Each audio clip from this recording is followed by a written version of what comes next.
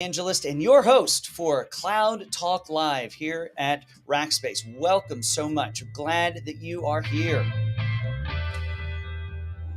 All right. Well, with that, everyone, I got to push that button so you can see all the things. You never do get all the buttons quite right. Everyone, I want to welcome you to the program. It's been since last Tuesday. We're doing this once a week thing with the whole road trip, but I'm glad that you're here. Everyone, I'd love for you to introduce yourself. That's as easy as just putting a comment of your name and your location down in the comments. Now, once we get into the interview with Pooja, we have an amazing data engineer with us here today. You're gonna have some questions for her. You can just put them right in the comments. But if you want to get a hold of us, maybe give us some feedback, have an idea for a show, want to just say, hey, how are you doing? Send an email over to solve@rackspace.com. That's where you can find us. And we look forward to getting that. And that comes to the whole production team. Hey, Ganesh is the first one to say hello. You win the prize. All right. So as a reminder, this program is part of the Rackspace Solve program. Now, the Solve program is where we're thought leadership. We just have free things for you, all sorts of great information. Hey, it's the professor from Costa Rica is here. Love it. Over there, you'll find long form articles. You'll find research that we do. We have some brand new research that's out there. I'd love for you to check that out.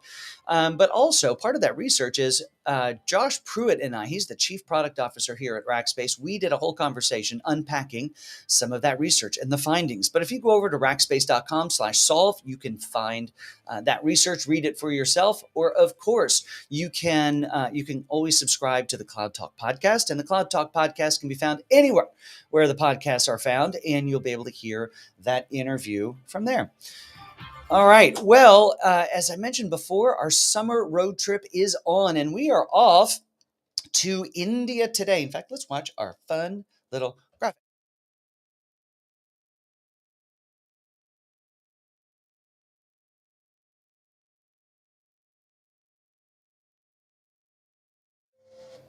Isn't that great? Well, we have, it's my distinct pleasure to welcome not just all of you who are watching here today, but we have Pooja Kelgaonkar. And Pooja is somebody who's been working in data for 16 years, specifically in the domain of 16 years, GCP for the past 3, now Snowflake.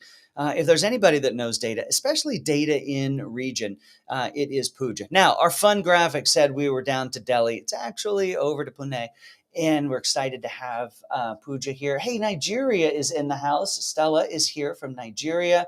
We have several other folks in from India. I want to welcome each of you. Of course, we have the professor from Costa Rica. But for Pooja, let's go ahead and bring her up onto stage. I'm excited to have this conversation with her. Pooja, welcome to Cloud Talk Live. Hello. Hello, everyone. So you have data. You are no stranger to data. You've been working with it for just a little while. Yes, it's been 16 years with data. That's incredible. All right. So if you've been working with it for 16 years, what was the first data project that you worked on? What were you doing in data 16 years ago? Oh, well, most of you might be aware. So when we start, initial days, we had mainframe systems. So I started my career with IBM and I was working with all the mainframe systems and getting data to mainframe DB2. So that time I was working on various magnetic tapes data, processing them to JCL and COBOLs and bringing them to the DB2 systems. So those were kind of a gone era now, but yeah, that's how I You have started. you have seen it all. I mean, starting with DB2 on mainframe, it doesn't get any. I mean, that was when data really was formed well and used in mass on DB2, and so you've seen this evolution all the way through into client server, and now, of course, into cloud. And that's quite an evolution. But I want to pause one real quick second because we have Sean Gardner's here. Hey, welcome, Sean. But also, David is here. He's a new racker to us who came over from British Telecom. We've got this great new deal with them and doing some amazing work there. So I want to welcome you not only to the program, but to Rackspace. But Pooja, when we think about data evolution, maybe you can kind of talk to what are the trends that we're seeing today? You know, you mentioned mainframe, so let's not go all the way back to mainframe. But what are we coming out of and what are we going into? Yes, definitely. So we have seen a tremendous data growth over the period of time. So specifically from past 1.5 decade. So when I started, I remembered processing mainframe and vsm files, and that to talking about few gigs or few terabytes of data to the system, and that too had so many challenges to process them with a huge call record details.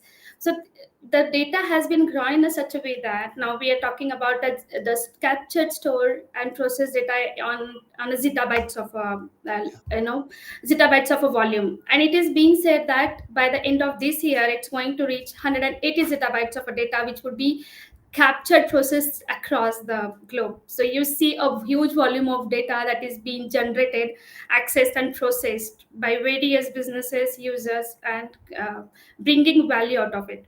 So with this journey, we have seen different 5 V's of a data which we relate on a day-to-day basis: the volume, veracity, velocity, and the most importantly, value. And with the value that data brings in is what we more keen on, so to help our businesses and customers to grow. So Pooja, there's so much in there to unpack, and I think I'll start with, when you started with data, data existed, I always say, as sort of a necessary evil. I mean, it was we wanted these applications to run, and that was why we built these systems. And behind them were the databases, and the databases were there, of course, to store the core information to make the application run. But now we're in this place where you mentioned the 5 V's, the velocity, ultimately getting down to past volume and into value. In the past, value was measured by, does my application work and give me back what I requested of it?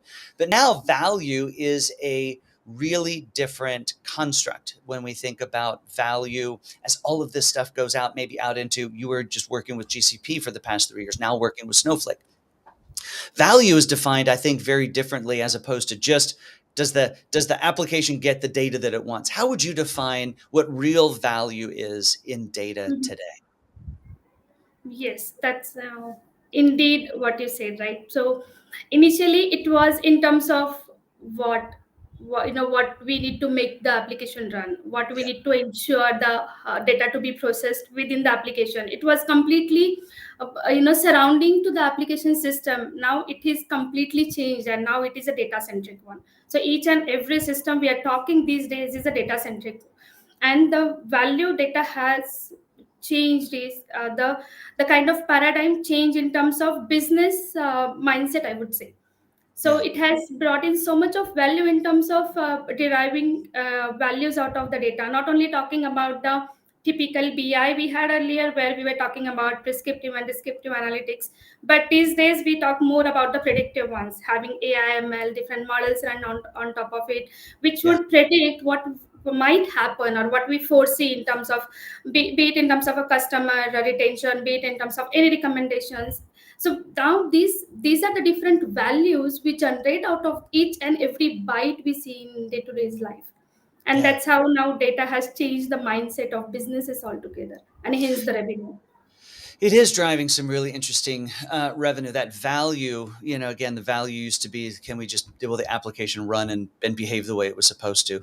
Now we look at it in ways of, now we've got all these core, I'll call them silos of data that exist in applications, and we get them in a common construct, Snowflake, any of the hyperscale clouds, and now we can start to connect that data together, either holistically inside of a common, asset, a data lake, warehouse, whatever you want to call it, or just creating pipelines between them so that we can ultimately be able to get insights by connecting maybe our CRM system to our sales system into our customer support system, and now be able to connect customer dots that we weren't able to connect before. I think that's even more possible in a Snowflake based world where they've got that whole publication and marketplace feature where data now isn't just, it's not just a place to put it, but it's a place to monetize it and make it available. Yes, that's absolutely right, Jeff. So with Snowflake and even some of the data marketplaces, the data entirely has been changed. So initially, when we started with the enterprise system, data was put in at a centralized way. So data was completely centralized, and where we need to share the data across the team. So we had to create different entities, ensure the data consistency, and ensure the data integrity to be shared across the teams. But now with Snowflake and some of these data marketplaces, we can create data shares, share it across the different business users, and as you said, very well monetize it, ensuring the data protection, data security, and the regional laws and rules that we see with data protection. Yeah.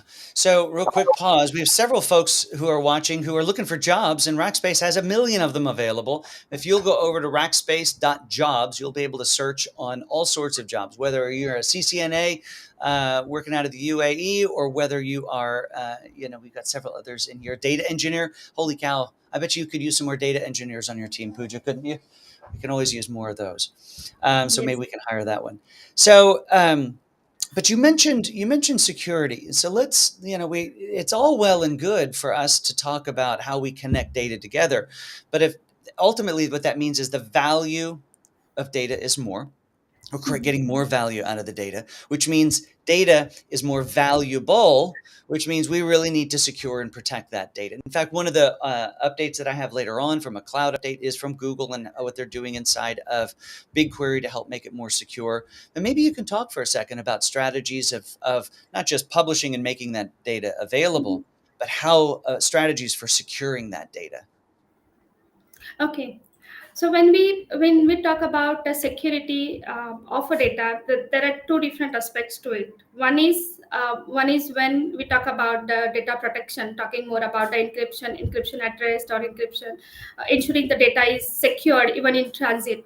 So that is one aspect of it. But I will focus more on the second part, where we have to deal with the security, where we talk more about RBAC, so role based access controls, putting Yeah. up the roles in place and maintaining a security at a higher level. So initially, when we had enterprise systems, we had a different layers of security, and the different users were onboarded at different parts of the applications. But with cloud adoptions, it is not the case. So we Yeah. have security at the top. The moment we onboard a user, we define their role, we set it up their IAM, and then only we define their policies to ensure data is secured, and we are onboarding only and giving only the required privileges to the users. So that way we are ensuring the security of the data, and with the Google managed keys and encryption keys, its data is already protected in terms of data protection. That's great. So, and it's a great place to start. And we to think about first of all, what's the platform? And the platform is varied now. We've mentioned Google, we've mentioned Snowflake. There are other data platforms because what you see is this cloud journey. In a sense, it in a lot of cases bifurcates the journey of the application and the data, so that the right data tools and assets are being used to get the most value out of the data. But as we continue that journey, where we think about it, our goal is to get to a point where there's value. Initially, that oftentimes presents itself in analytics, and being able to get insights there. So, Pooja, let's talk a little bit about that cloud adoption journey. We've talked about the challenges that existed there. There are, of course, business needs. It's why we're doing all of this. As technologists, we love to play with the data. We love to play with the tech.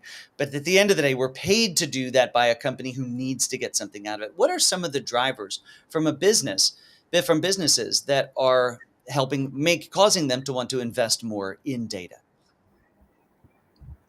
Okay. Well, so when we initially started onto the legacy systems or on-premise systems, or even with the big data systems, so it was completely set up with the set of clusters with a manual ops teams taking care of entire infra setup, and taking care. We as an organization, even as a business, the most of the part was invested, and the dollar, or the budget part was mostly invested in terms of ops and maintenance, in terms of maintaining the operations manually. But Yeah. with the cloud adoption, it has changed in terms of reducing the cost. So there are few parameters which help to reduce the cost and increase the revenue in terms of generating the value out of the data. So your ops has been reduced, your maintenance cost has been reduced, and I can say it has reduced up to 90 to 100%. Hmm. And this falls under data ops, your DevOps, your FinOps, even the AIML ops falls under the same category. Yeah. Then your performance, reliability, security, scalability. So these are different pillars of application system, which we typically think of while designing application. So with the cloud adoption, these are being we are being able to address it and manage it in a such a easy way with the cloud native services, be it the infrastructure as a service or platform as a service, and all. software as a service. So with cloud adoption, this has really been manageable and easy. And the most important part is the dollar value of it. So the cost has been reduced in terms of procuring a huge hardware and then having it paid at a upfront. So instead of that, the pay as you go model helps in terms of paying only what you need. Yeah. So we really don't have to put a huge amount of value in terms of getting the hardware procured. So that way businesses are also saving a value. Oh, we may have some issues from the internet from across the water. All right. So it looks like she has frozen. We'll give Pooja just a minute. The journey that she is helping our customers go on is substantial. I mean, you can tell, of course, that she is an expert and at what she does. And oh yeah, we've totally lost her. That's all right. Uh, and so as we think about the future we've got her back. Yay! Oh, Pooja's back. Sorry Don't for worry. that. That's not a problem. We're connecting across the internet, across the world, so it's a blip here and there is okay. A perfect point on what you're making there, and I think what you're also driving towards is the change in the way that we need to approach working with data. I know that you're a big proponent of needing to get into an agile development methodology, even down inside of the data itself. But in the few minutes that we have left, let's talk a little bit about the future of data. You've been doing this for 16 years. What do you see coming down either in technology or capability or business value? Yes. So that's really interesting what I see as a forthcoming and upcoming future of the data. So I have seen systems where I worked on databases, has seen them evolving to data warehouses, then to data lake systems, then having them migrated and shifted to the cloud platform. And now I strongly believe that down the lane we will go to the lake house implementations where we would have a capabilities of a data lake and a data warehouse. Yeah. And instead of having two different platforms, either customer would choose a data lake or a data warehouse. Instead of doing that, they'll go with a lake house where they get the capabilities of both. And with the integrated capabilities of both, definitely we can derive the more business value out of the data stored in the lake house. And the second interesting thing is the data mesh. So I mentioned a couple of times the centralized data. So that Yeah. has been the pain throughout the decade where we had to maintain the data, different data match, data sharing, or ensuring the data consistency across the systems. With data mesh, that is really going to be solved. So I strongly believe in the data mesh concept as well, and I do foresee that these are the pathway or future of the data where we will go and talk more about it down the lane. Excellent. Okay, so data lakehouse and data mesh, the future of data in the enterprise and businesses today. Well, Pooja, thank you so much for being a part of this. You stayed up a little bit later, worked a little later for us, coming to us from India. But thank you so much for it, and thank you for all you're doing for us here at Rackspace. Thank you, Jeff. Absolutely. All right. Enjoy the rest of your evening. Folks, we're going to continue on. Wasn't that interesting? That is, I'm loving this program. We're going around the world and understanding more about what's happening, specifically either in cloud transformation in that region or by the discipline. Now, Pooja, of course, is over in India, but the impact that she's having is being felt all around the world. I mean, she is at the tip of what's happening in data. So amazing stuff. Now, content like this, let me pull this window back over. Content like this can be found over at rackspace.com/solve. It's part of our thought leadership program. Now, when you go to rackspace.com/solve, the only thing you will not find there is a salesperson. This is our opportunity just to share with you the information that we have. Rackspace has been doing this for 23 years.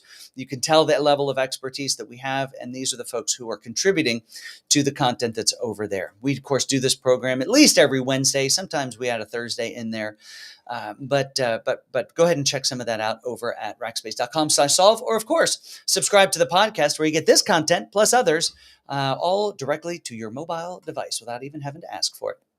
All right. What a great conversation with Pooja. With that, though, it takes us over to This Week in the Cloud, where we have the opportunity where I bring you a couple of news articles and why they're important in the construct of cloud. And it starts today with an article that I found that talks about how more broadcasters are adopting cloud-based production. So not just utilizing big switchers and all of that sort of stuff, but utilizing a cloud-based construct to be able to bring in all the video feeds and the established content and be able to then serve that up to their audience. You know what? That's exactly what we're doing here at Cloud Talk Live. We use a service called Restream.io. I can't recommend them enough. I am not paid to say that. In fact, we pay them each month for the privilege to use their tooling. And it really is quite powerful. We're able to go out across multiple streams, have multiple inputs. I can share desktops. We've done live demos. We've recorded it, not just gone live. So it is a reality, and you should really, if you're in that business or know people that are, the cloud is amazing. And I love, of course, I love getting into the bits and bytes like we did with Pooja, but I love looking at the overall business applications like the being able to do full scale broadcasts through the cloud, which has only bit us once with cloud downtime. Now, other news, Cisco has started detailing a strategy for cloud security. See, they're rolling out a new strategic vision around securing a secure cloud strategy called the Unified Platform for End-to-End Security across hybrid and multi-cloud environments. It's the kind of thing we talk about a lot here on Cloud Talk. How do you get a unified view of all of your assets and exposures, threat landscapes, attack surfaces, and current state of the environment in a single pane of glass, or at least a minimalized one? So Cisco has some thoughts around that. They started detailing it. They said it's the most open, secure environment. I'm not exactly sure what that means, being open and secure. Probably just means access to the data. But it will offer threat protection, prevention, detection, response, and remediation at scale. So if you're interested in learning more about that, a little Google on Cisco and cloud security should come up with everything that you want to find. All right, with that, let's continue on. Let's talk about some of the cloud releases. As always, we will start with our friends at AWS. Also, by the way, I started studying for my AWS certifications on the architect side. I've got them elsewhere, but not on AWS. So let's study together. All right, first is AWS has some new features in what they call their Deep Racer capabilities. So they're introducing quota management. Now, that's interesting and all, but what I thought was more interesting is what the heck is Deep Racer? Deep Racer is an integrated learning system for users of all levels to explore reinforcement learning, to experiment and build autonomous driving applications. Guys, these things are controlling these 1/18th little robotic cars, remote control cars, where you're actually programming AI and ML to be able to help them drive autonomously. I think that's really cool. Of course, when I hear Deep Racer, it makes me think about this guy right there, Speed Racer. I don't think that's what they're talking about. But AWS enhancing their Deep Racer features. Now, over from Azure, in public preview is Java is ExpressRoute IPv6 support for global reach. The reason this is important, I talk about this almost every week. It's not important just for the cloud providers to throw new services at us. It's important for the cloud providers to increase and enhance these capabilities. Now, when they talk about ExpressRoute being able to connect into their global reach capability, this is even more important because it's product on top of product, and of course, increasing the reach, in this case, of the cloud specific to Azure, but you'll find features and capabilities like this across the other cloud providers as well. It's getting harder and harder to hide from the cloud or to get for customers to be away from them. Now, I mentioned this piece before, but over at Google, you can now attach resource manager tags to data sets within BigQuery. Now, these tags let you conditionally apply identity and access management policies and resources to specific aspects or data sets inside of BigQuery. So that's pretty amazing. BigQuery is pretty impressive. I'd love to see well, I don't think I should say that out loud. I was going to say a bake-off between BigQuery and Snowflake. I know there's a lot of differences there, but they're in very similar spots.